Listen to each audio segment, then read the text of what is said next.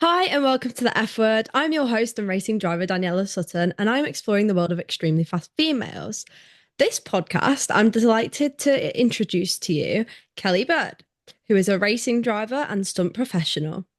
As a matter of fact, I'm the most recent winner, the current winner of the Barbara E. Bird Memorial Trophy, and Kelly is Barbara's granddaughter, I believe. Yes. So, can you please tell us a bit about yourself and what you do? Yeah, of course. First, thank you so much for having me, Daniela. It's an honor to be on your podcast Thank and you. see the next generation coming through because unfortunately I'm in my 30s now, so I was once your age racing. So it's nice to see especially females in the industry. So well done to you first up. Thank you. So a little bit about me and my journey in motorsport, I guess. Um, I was quite lucky in the fact that I was born into it, we could say. Both my parents came from a motorsport background. Both of them competed in various racing throughout the UK, autocross, rallycross. They owned various kart tracks throughout the UK as well, both indoor and outdoor. So I was bought a kart before a prom, so to speak. I had a go-kart from the age of 3. And I used to first get towed around the track, believe it or not, before mom and dad put the engines on. They used to have a bit of rope on the front of the cart and used to where I learnt to steer. So yeah, it's been very, very early on in the blood. Um, I started karting from a young age myself. Then when I was little, I decided we went on holiday to Florida, and there isn't anymore, but there used to be a stunt show in Disney. And I turned around to my mum and dad at like a very young age and was like, I want to do that. I want to be a stunt driver. And so that's kind of where it began. So I grew up karting. I started racing myself in rallycross, in junior rallycross at 14.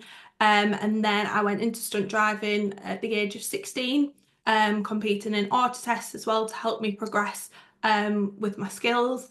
And then I actually opened up my own stunt school at 19. So yeah, it's been quite a journey. And from that, we've had over 6,000 people through the door who have taught to stunt drive.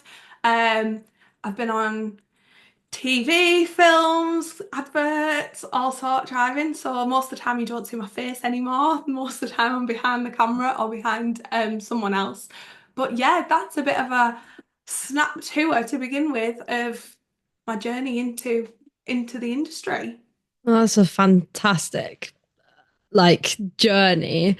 And actually, I mentioned this before we started this podcast that um my dad always said that if I don't make it as a racing driver, which I really do want to make it as a racing driver, as everyone younger racing does want to, Yeah. um, my dad said, "Oh, you could always be a stunt driver," which I was like, "Oh, that would be so cool if I was like a stunt driver on a TV show, like I don't know, Fast and Furious, but a modern version." I just think that would be like that'd just be so cool. Yeah, Um, definitely. And I think for me, I when I was racing, I'll hold my hands up and I spent a lot of time in barriers, walls, tire walls, fences, other cars. So I got a bit of a name around junior rallycross. Not I didn't do it intentionally, that's not that's certainly not true. But people were always like, you should go into stunts, you should you should do this. And it would always been there from the beginning anyway. And I knew that I was never going to. I loved racing and I really thoroughly enjoyed race weekends going away. We had an RV motorhome. We like pack up everything, get the trailer on the back, get the car on the back. It was like a whole experience, and I absolutely loved my time in my car behind the wheel. Um, but yeah, I knew that I was never necessarily going to get a career racing. And that's where the petrol still was flowing through the veins. And I decided stunt driver was what I wanted to be from the age of 3. So let's run with it.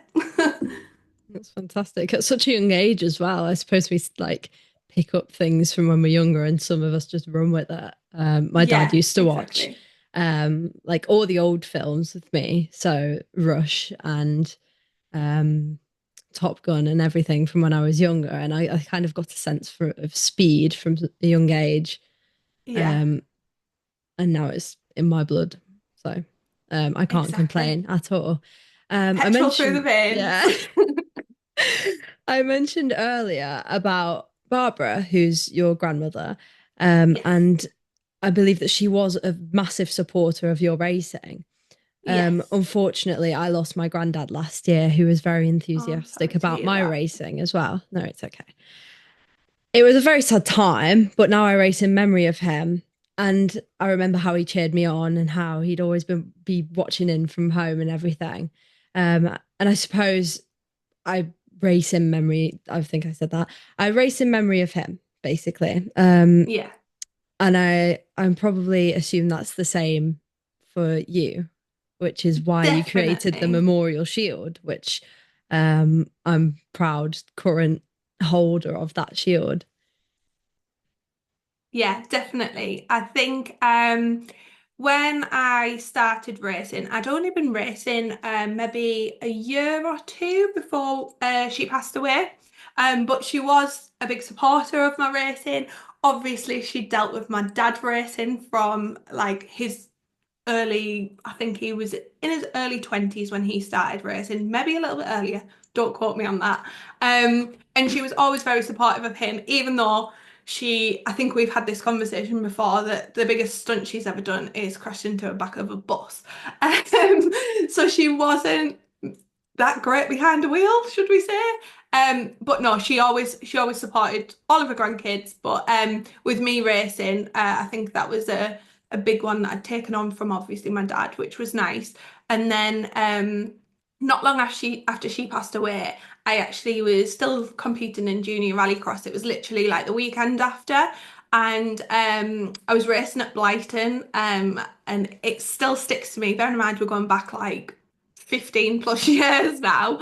That was one of the first races that I won. So it was like it was a sign. And then I was a member of the British Women's Racing Drivers Club anyway. And the following year, my dad felt it was right to put a trophy in her honour. So yeah, so that's where it came from, and I'm so glad to hear that it's still ongoing all these years because obviously, like I said earlier, I've been out of the racing side of things for a few years now. So I know when you emailed me, was it earlier last year, beginning of last year? I think it was when I won the shield. So yeah, beginning of last year. Yeah. Yeah, yeah. And when you said like what was the meaning behind it, where did it come from? It was just like I had such a grin on my face that it was still ongoing and still a memory was kept alive that way. So no, that was lovely. Yeah, I think that's fantastic. And I hope that my granddad can be remembered now through this podcast, through everyone that we're sharing that with. Exactly. And everyone gets to learn about your grandma and how supportive she was as well. And it's important to have a support network around you, especially in motorsports, because it can be so not only physically draining, but also mentally as well. So I'm really grateful for the people that are around me and that are supporting me, and everyone who's listening to this because they're also supporting me, which is fantastic. And you Exactly. being on here is supporting me as well. So I'm really thankful for that. Oh, you are more than welcome. But yeah, support networks are a huge thing. If it wasn't for my mum and dad, I wouldn't be where I got in my career, 100%. They were my biggest supporters, my biggest advocates. Going to race weekends, giving up their weekends, obviously, to support me.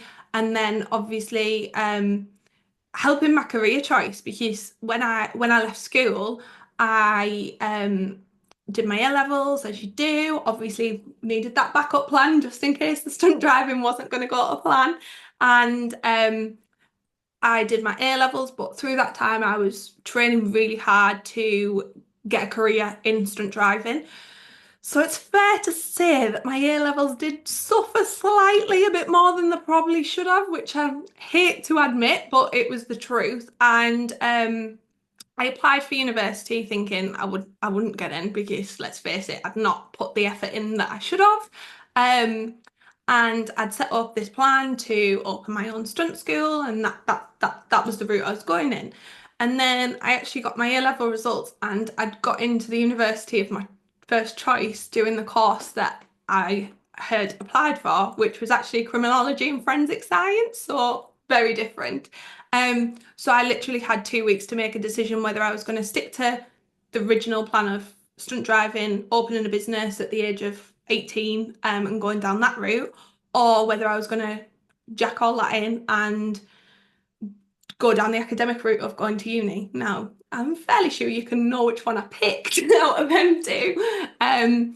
But yeah, it was about having that support network that my mum and dad were there and they encouraged me to say, look, you're good at what you're doing. They had businesses so they could support me that way. Both of them had left school before A-level stage, so they hadn't done A-levels, they hadn't done university. So it was naturally the business element and the driving element that I went down the route of. But yeah, if it wasn't for their support, I wouldn't be sat here with you now. That's for sure. That's fantastic. And you still got into the university of your top choice, even though you were so like Exactly. set on your career in stunting. Um, and I was actually going to ask you, like, was it a tough decision? Because you mentioned that it was 2 weeks that you had to decide. Yeah. So was it a really tough decision to choose the stunt driving and go down that career path over the academic route that many people go on? Yeah, I mean, yeah, I'm not gonna lie, it was a tough choice because I think I'd assumed the decision would be taken from my hands. Um, so I didn't expect it, and obviously all my friends were going to university. That was their natural choice. I also went to an all girls school, which obviously motorsport and things weren't really heard of when you when you go to a school like that. I remember one of my teachers actually turned around and said, I think you need to be realistic of what you want as a career because stunt driving isn't really a career. And maybe she's listening to this podcast now. Who knows? But it was it was a hard choice because do I play it safe and do the university? I was 18 years old. Obviously, social life, everything was at that age going for the university option. Obviously, everyone by this point, because I would have been moving away for university, everyone had got prepared with everything that they needed to take to the halls. I didn't have any of that. I had a plan of how I was going to run my business and we were just going to run with that. Um, so yeah, I will say that believe it or not, even though stunt driving was there from such a young age, when you were given the two, it was a very difficult decision. And them 2 weeks were very daunting. And I think it literally took me up till the day that before that I was meant to be going that I actually sent an email saying, look, I'm turning down the place, I'm not coming. But I just never expected that to even be an option, really. So yeah, it was harder than it like might have seemed at the time, but Uh, I don't regret It it. does seem quite hard because I suppose you're throwing away um like a secure route, Yeah. a quote unquote secure route, for something that might not work. Exactly. And that's the thing. And I mean, I was 19 when I opened the stunt school, but I was 18 when I was obviously making that decision. And at 18, you still, yeah, you're an adult, but really are you? Like, I was still living at home with my mum and dad. I'd just come out of full-time education. Like, there was a lot of things to consider, and yeah, I could have picked the safe route of university, but I'd also done quite a lot of research into the course that I was wanting to do with criminology, and I took a bit of a realistic approach of there's not many criminologists in the UK to begin with. So the chance of me getting that job in criminology, it would have taken one, a lot of years, which I'm not afraid of that commitment. But would I have got that occupation or would I have gone into the police? And then would I have thought, what if? So when I weighed up the odds, obviously I went with stunt driving. But yeah, that was a big risk in itself. Don't get me wrong, because that could have gone wrong as well. But luckily, I'm still here to tell the Well, I tale. mean, you're a stunt driver, so you take risks anyway. So I suppose you did 100%. definitely choose the right pathway for your personality. But it also shows how much you persevered and how determined you were. Yeah, Because I don't think many people at the age of 18 goes, I'm not going to university, I'm going to start my own business, and they have a set plan of how they want to do it. Um, yeah. which I think is fantastic. Um, so your stunting experience then, because we've obviously talked around it, but like what entails like within your stunts, um, and like what's the most dangerous stunt that you have done, would you say? So, I say there's two types of stunt driver. There's obviously well, there's plenty of different obviously categories of stunts. You've got fighting, you've got horse riding, you've got stunt riding. I've got a friend who he's a very good stunt rider. Don't get me on a motorbike, I cannot do that. Um, but when it comes to the driving element, there's two types really. So there's your precision driving, which is mainly what I focus on, and then there's the jumping through fire hoops, that kind of thing. So I'm the precision side, which seems a bit of the boring side, really, because a lot of the stunts that we do are low speed. So everyone thinks that they see all these like car chases and everything, and it's all done at a certain controlled speed, and it's a lot slower than you'd actually expect, unfortunately, 9 times out of 10. Um, so for me, it's the precision side. So one of my specialities is handbrake parallel parking between two cars, which again is done at quite a low speed, so like 20 to 30 mile an hour. You're not going very quick, but it's about that precision element. So the training that obviously and the time that it's taken to obviously started out at cones quite in a big space, and then we brought the cones in and brought them in, then brought a car in, then brought another car in, to the point that now I can do it with like 8 inches to spare of each car. So obviously that's taken time to get to that level. But yeah, I don't know. I think it's easier to say it when you're in it, isn't it? That it's not as dangerous as it looks, but from the outside, it probably still looks it, especially when I'm doing like stunt shows and things like that. Um, People are like, "Oh my God, that was so like invigorating, so like thrilling," but like, and it still is for me to this day. But obviously, there's a lot that goes into it to get it to that point that it becomes nature. Um, it's quite difficult to undo natural instinct to begin with. So obviously humans, we all have natural instinct. But as a stunt driver, you kind of have to ride over that and get over them breaking points and turning points when you think it's too late. But so that now's my natural instinct, so much as it probably isn't everyone's. I think that's fantastic. And would you ever become one of the other stunt drivers? Would you ever jump through fire hoops and everything else? Um, I wouldn't say no. I think I've had some jobs in the past that I've thought, well, what's the worst that can happen? I kind of give anything a go. The only thing I won't give a go is heights. I'm not very good at heights.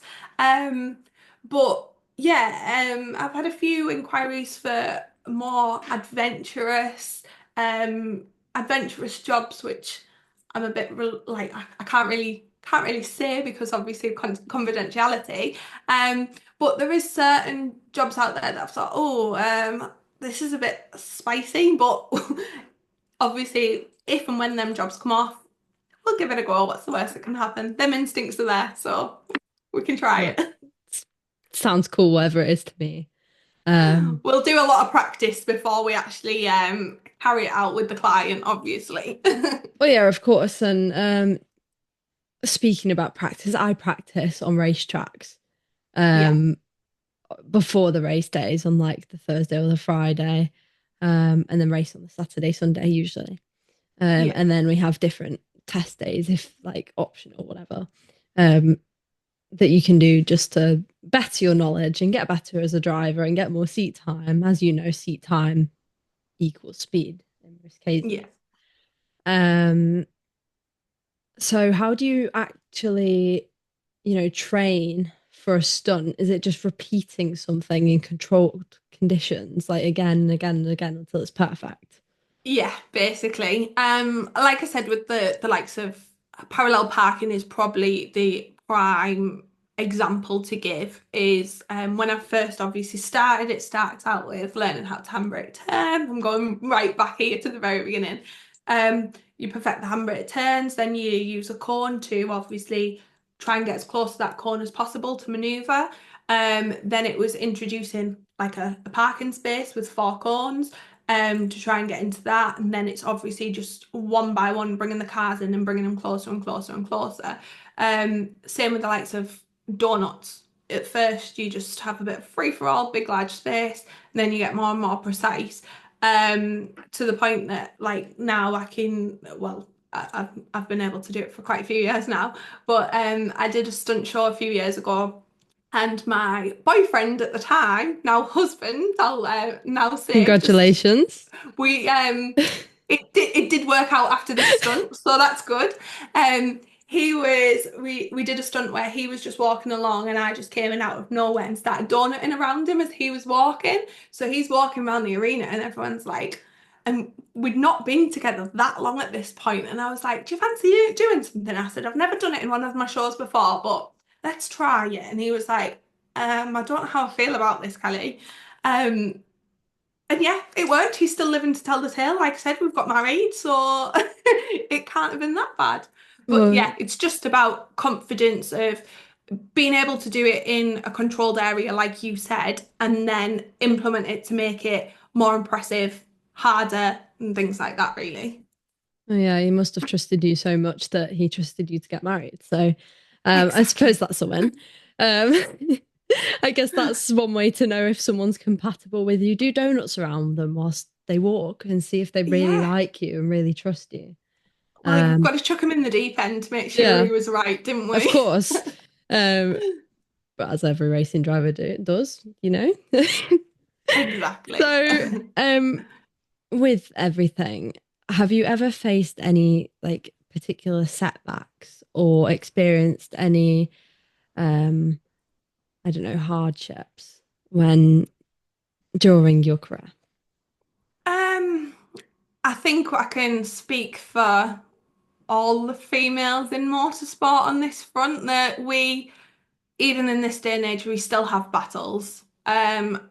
I imagine that you've had them in racing, and I imagine that every female that comes across your podcast will have the same issues that unfortunately we still are the inferior sex when it comes to motorsport. That doesn't mean that we're not as good as the males, but it's just there's more of them. There's more of them out there. We're open to more criticism.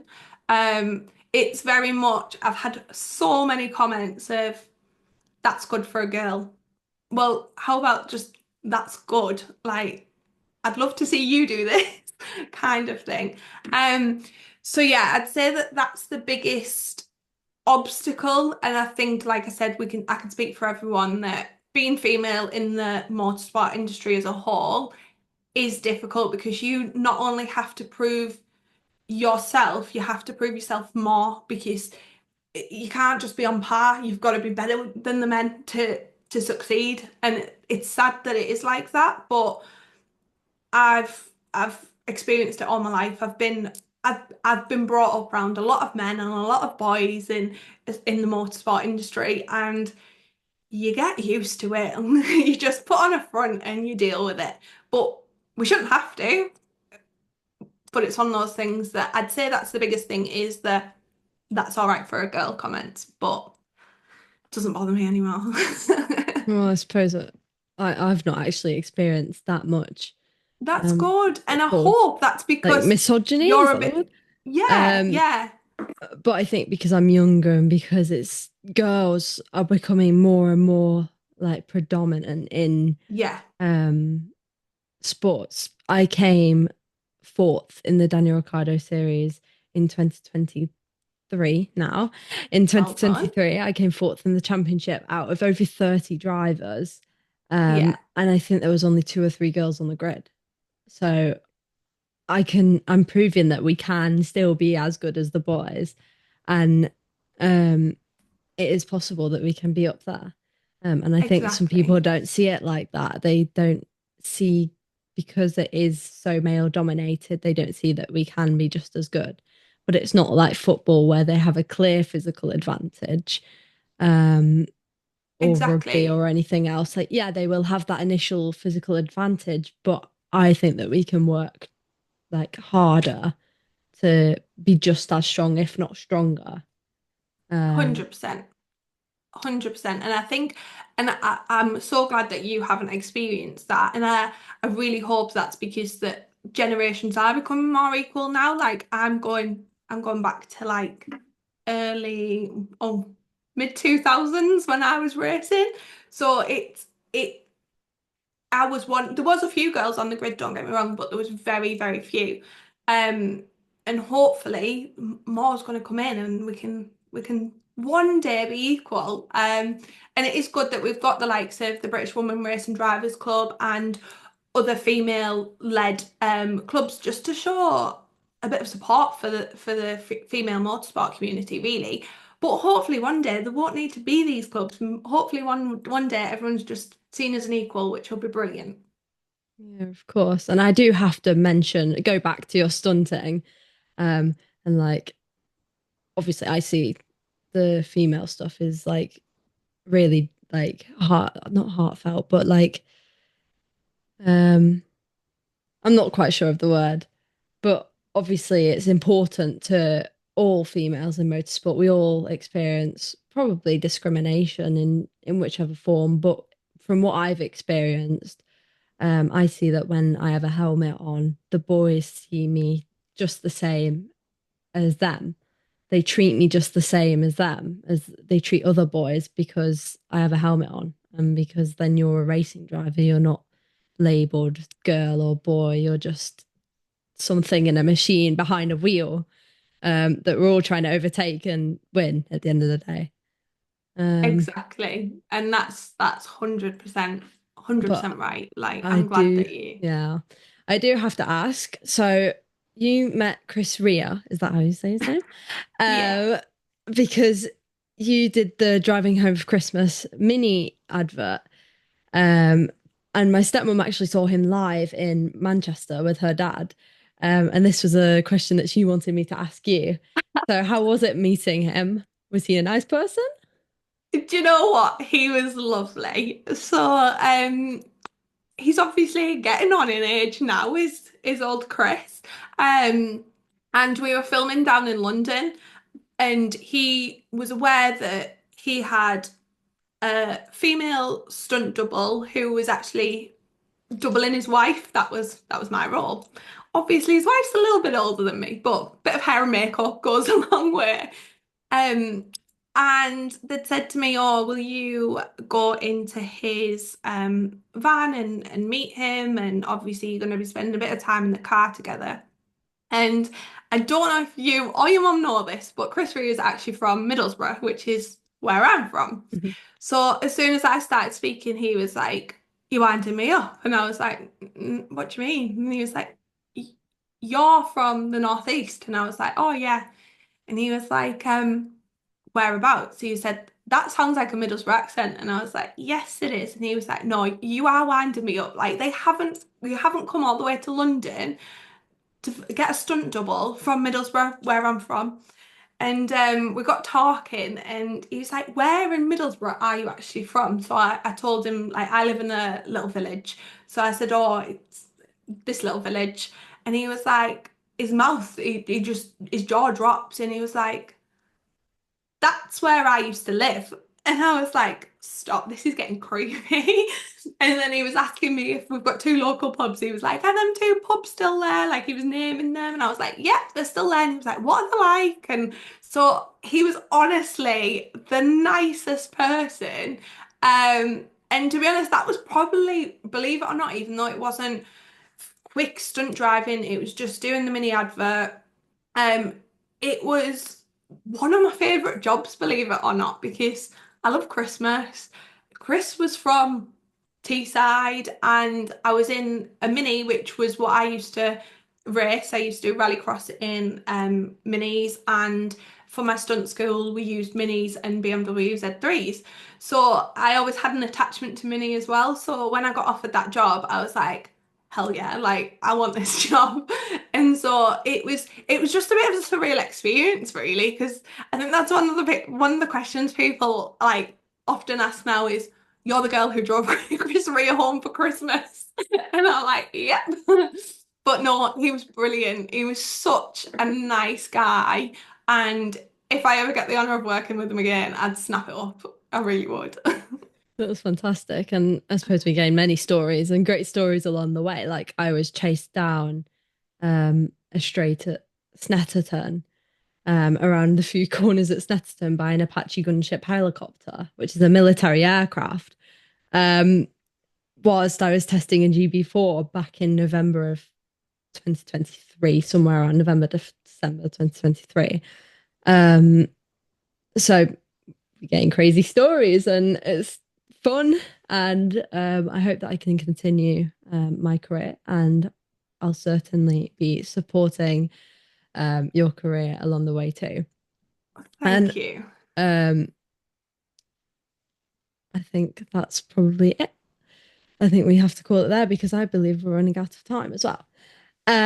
So thank you so much for joining me. And I will Oh, definitely thank you for follow your having career me. and look out for another driving home for Christmas advert. And Fingers crossed, you yeah, never know. I think We you should might get send one. this bit to Chris and go, hey, can I be on another advert?